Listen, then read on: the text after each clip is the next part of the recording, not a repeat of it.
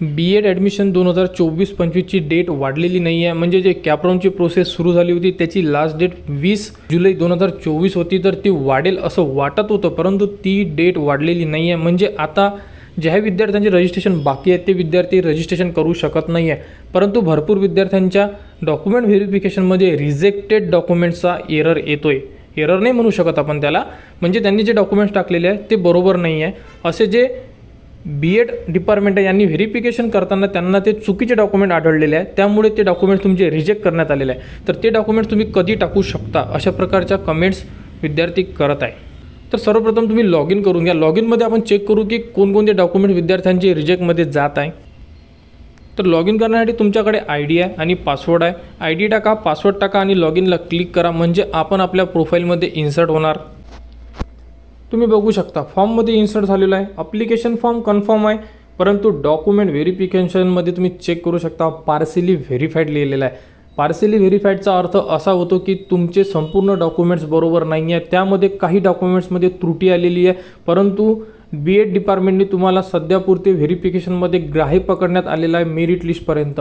त्यानंतर तुम्हाला document upload करायचं ऑप्शन उपलब्ध करून देण्यात येणार आहे. जे डॉक्युमेंट्स तुमच्याकडून चुकीचे अपलोड झाले आहे किंवा त्या डॉक्युमेंटमध्ये काही त्रुटी आहेत ते documents.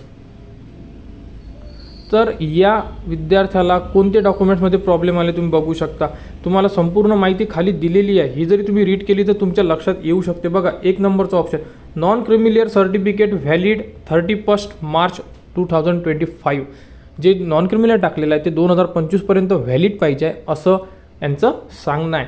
Kindly request non creamy layer certificate valid up to तेच 31 मार्च 2025पर्यंत तुम्हाला जे सर्टिफिकेट आहे ते लागणार आहे. तर आपण डॉक्युमेंट व्हेरिफिकेशनमध्ये जाऊन चेक करू. तर 3 डॉट दिले तिथे क्लिक करा. अनलॉक ॲप्लिकेशन फॉर्म करायचं नाही, मी या अगोदरसुद्धा सांगितलेलं आहे. जे करतील ते डायरेक्ट बाद होऊन जाणार आहे. ठीक आहे, तर आपण चेक डॉक्युमेंट व्हेरिफिकेशन स्टेटसला क्लिक करणार. इथे क्लिक केल्यानंतर बघू शकता ॲप्लिकेशन CETचा जो फॉर्म आहे तो व्हेरीफाईड आहे, सर्व व्हेरीफाईड आहे बघू शकता. बघा, non creamy layer certificate direct rejected आहे. तुमचेसुद्धा डॉक्युमेंट्स कोणते रिजेक्ट झाले चेक करा. त्यामागचं रिझन चेक करा की कशामुळे रिजेक्ट झालेले आहे. जर तुमची चुकी असेल तर ती चुकी दुरुस्ती करण्यासाठी आपल्याला एक वेळ दिली जाणार आहे. तर मेरिट लिस्टच्या वेळेस आपल्याला डॉक्युमेंट्स अपलोड करायसाठी जी लिंक आहे ती ओपन करून देण्यात येणार आहे. त्याबद्दलची अपडेट तुम्हाला आपण आपल्या चॅनलवर देणारच आहे की नेमके डॉक्युमेंट्स कसे अपलोड करायचे. तर बघा, या विद्यार्थ्याला 31 मार्चपर्यंत जे नॉन क्रिमिलियर आहे हे व्हॅलिड पाहिजे आहे आणि यांनी जे नॉन क्रिमिलियर टाकलेलं आहे हे 2024ला एक्सपायर झालेलं आहे. त्यामुळे यांना सांगितलं आहे की तुम्ही जे नॉन क्रिमिलियर आहे हे 31 मार्च 2025पर्यंत व्हॅलिड पाहिजे आहे, तर तुम्ही काढू शकता आणि काढल्यानंतर तुम्हाला ते डॉक्युमेंट्स टाकण्यासाठी एक वेळ दिला जाणार आहे. तर अशा प्रकारे बाकी सर्व डॉक्युमेंट व्हेरीफाईड आहे, फक्त आणि फक्त एक डॉक्युमेंट रिजेक्ट झाला आहे. तर घाबरण्याचं कारण नाही आहे, यांचं रजिस्ट्रेशन झालेलं आहे आणि हे व्हॅलिड आहेत कॅपराऊंडची प्रोसेसमध्ये. तर यांना जे डॉक्युमेंट्स अपलोड करायचं त्याचं ऑप्शन उपलब्ध करून देण्यात येणार आहे B.Ed डिपार्टमेंटकडून.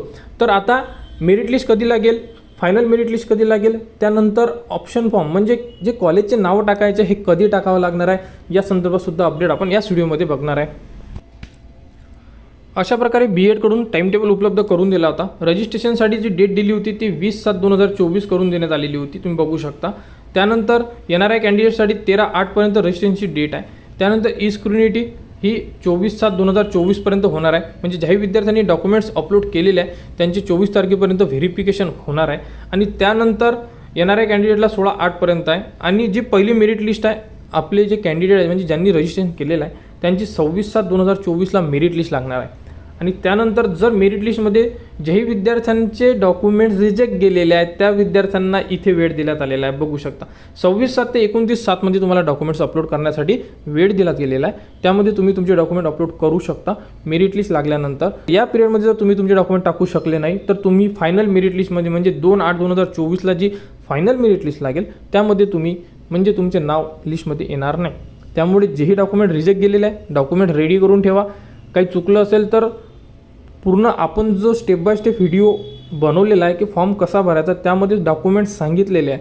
तरी काही अडचण असेल तर टेलिग्रामवर मेसेज करा, तिथे तुम्हाला संपूर्ण माहिती दिल्या जाईल. परंतु फॉर्म रिजेक्ट असेल तर डॉक्युमेंट रेडी करून ठेवा. 26/7 ते 29/7 या दरम्यान तुम्हाला डॉक्युमेंट्स अपलोड करायचे आहे. आणि 2/8/2024 24 नंतर कॅपराऊंड प्रोसेस सुरू होईल. म्हणजे आपल्याला जे ऑप्शन फॉर्म भरायचे, कॉलेजचे नाव टाकायचे आहे, त्याचे ऑप्शनसुद्धा उपलब्ध करून देण्यात येणार आहे. तर अशा प्रकारे ही B.Ed ॲडमिशन 2024-25ची अपडेट होती. यामध्ये जर काही शंका असेल तर कमेंट्स करा. व B.Ed ॲडमिशनच्या प्रोसेस म्हणजे फॉर्म, अप्लिकेशन फॉर्म तर आपले झालेले आहे. त्यानंतर आता आपल्याला भरायचे आहे कॉलेज ऑप्शन फॉर्म. ते कसे भरायचे, पुढील अपडेट काय असणार आहे, या संदर्भात संपूर्ण अपडेट तुम्हाला आपल्या यूट्यूब चॅनलवर उपलब्ध करून देण्यात येणार आहे. त्यासाठी आपल्या चॅनलला सबस्क्राईब करा व हा व्हिडिओ इतरांपर्यंत शेअर करा.